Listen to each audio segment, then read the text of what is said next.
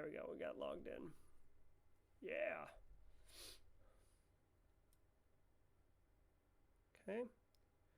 We're going to open our terminal shell by clicking this, terminal button right here. Okay. And while there, we're going to type in cd home malware. Even sounds evil, right? We're going to use ls to look what's in there. We've got this one file, this tk.tgz. TGZ is, just think of it as like a zip or an archive. It's just a file compression, right? So we need to decompress it. So we're going to use tar zxvf. Don't worry about all this arguments and stuff like that. Just tar is the archive tool, and the zxvf are just flags telling you how you want to use tar, and we're going to push this tktgz file to it. I'm a little surprised you don't need to put the dash next to it, but there you go. So you see how it basically unpacked or unzipped all of these files into a tk directory. Okay, cool. So let's get into that directory by using cd tk /. There we go. We're in. To quote every 90s hacker movie. All right, here we go. So we can use ls for list-l is an argument. And, basically we're looking at what files are in this directory. And you can see, it's a bunch of files, right? These are applications or binaries. These are text files here. Let's see. We can view the contents of the rootkit. Cat is another Unix program for going through a text file. Don't worry about it. But if you do cat tornkit-readme and hit return, you'll get basically the readme file, which is kind of like how to use it. And if you scroll up, you'll see some cool ASCII art. Ooh, ASCII art. That's like a standard practice in cybersecurity when you make terminal type programs, right? It's having some cool ASCII art. You'll see it all over the place if you start messing around with cybersecurity tools. Not made by vendors, made by actual practitioners. Okay, so we're going to initiate the tornkit to listen on port 9999. Now remember, a listening port is just a service at the transport layer, right? TCP. I'm going to be talking about the network and stuff all semester, right? So the way that we do it is, I just hit enter again to get back here. We type /t0rn, I'm assuming that's a 0, vuln 999, right? So that's the executable. Vuln is, I guess, the argument to pass, and 9999 is the port we want listening. Okay, so let's see. All right, here we go. This looks good. A whole bunch of stuff just happened. I don't even know, personally. Oop, there's some more ASCII art. Nice. Okay. All right, so I guess vuln was the password we were passing to it. Oh, look at it. Logged in, backdoor. Nice. Okay. Okay. So backdooring completed, 0 seconds. It almost seems like we created a backdoor on this Kali box, which I don't know why you do that. So I guess here's what you need to know. So when you exploit a system, right, or you get on a box, once you establish a initial foothold in there, you want to establish persistence, because if someone detects that you're there, they're going to kick you out, right? And then you're out. So by installing a rootkit like this, you can basically, it's like a tick burrowing in, right? Like you can embed yourself and establish persistence on the box. And even if they reboot the machine and everything, this can come back up and connect back to you, right? So like, let's check out cd/user/src/.ptua. Ooh, that's a directory, right? We're going to use the ls command in here. No such file or directory. It doesn't work. That's weird, right? All right. So it's not working. Actually, I don't know why it's not working. It's weird. It's weird. But I'm confused by that, actually. Okay, so script deletes lines and matches specific string information on the system logs. So, all right, we're going to use this torn. Assume now that like we've established this rootkit, we're on the box, we're using this tool set that we brought with us basically to do stuff.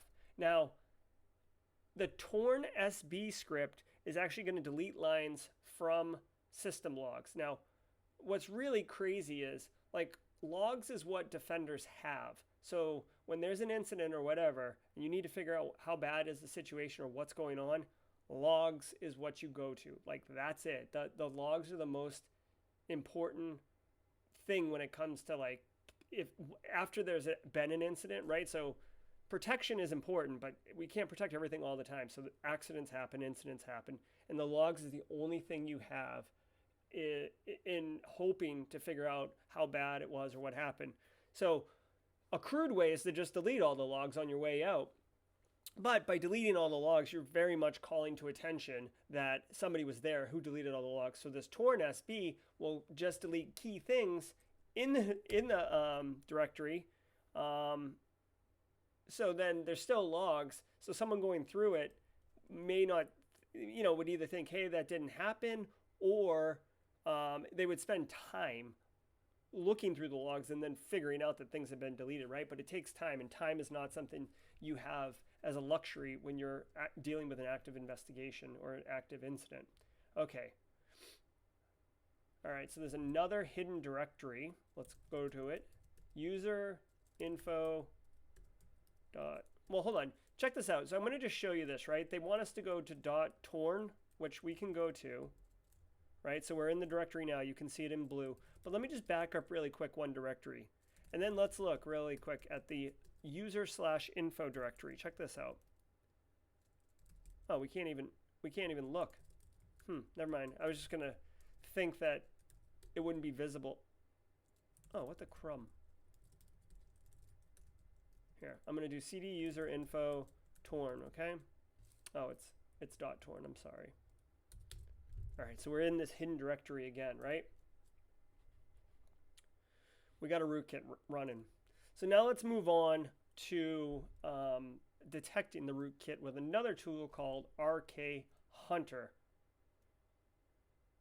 All right. Are we supposed to be in a new terminal? Oh no, it says use the same terminal. So I'm just going to type clear it up, and check it out. RK Hunter -H. It's like Rootkit Hunter. And you can see, you're welcome to kind of scroll through this. My terminal shell is kind of compressed for the sake of being able to view what's going on here. But you can see it. You can look through it. Basically, these are all the arguments that you can pass to RK Hunter to make it do different things. Pretty cool. So let's run the actual RK Hunter, right? So RK Hunter, tech, check. Boom. It's looking. It's reporting. Uh-oh, those red things aren't good. So you could run this tool. This is a defensive tool on your system to detect whether or not there's rootkits going. I don't know if RK Hunter is only for Linux-based systems, but the important thing is that these tools do exist. Okay. Press the enter key to continue. Okay. Checking for rootkits. Look at all these different rootkits. There's so many. Here comes torn. Oh boy, not good. We've got it. We've got a rootkit on our box. Not good. Okay. All right. So pretty straightforward. Press enter to continue. Okay. Oh, additional rootkit checks.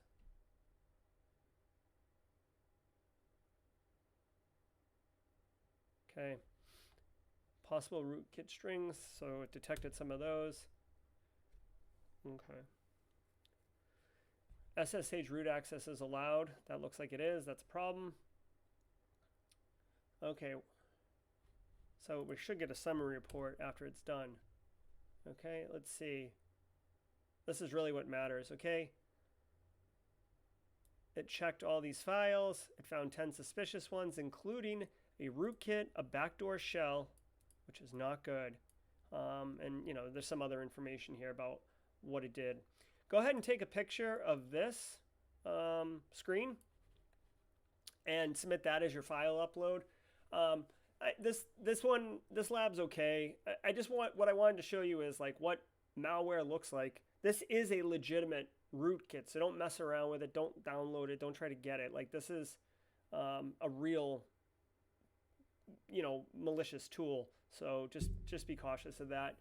But I wanted to show you like what active attackers, criminals, cyber criminals, whatever you want to call them, what it looks like from their perspective when they infect a machine and install some persistence mechanisms on it, and how difficult it can be to detect unless you have tools that are designed to detect it. So as much as you can hide and delete logs and not be obvious, you know, not show up in the sys tray and stuff like that, at its base, this malicious software to the computer is just software, and it's got to run, it's got to get system resources, it's got some fingerprints on it from the operating system to be able to do something with it, that tools can be written to help detect them, right? It can be difficult, but it can be done. So this is both the attacker perspective and kind of a post-exploitation defender cleanup perspective, right? Because you could eliminate the person from the environment, but unless you know for a fact that you've properly cleaned the computer or you wipe it and build it brand new, they're just going to come right back in. Okay, so take the screenshot, upload it. I hope you enjoyed the lab. Thanks.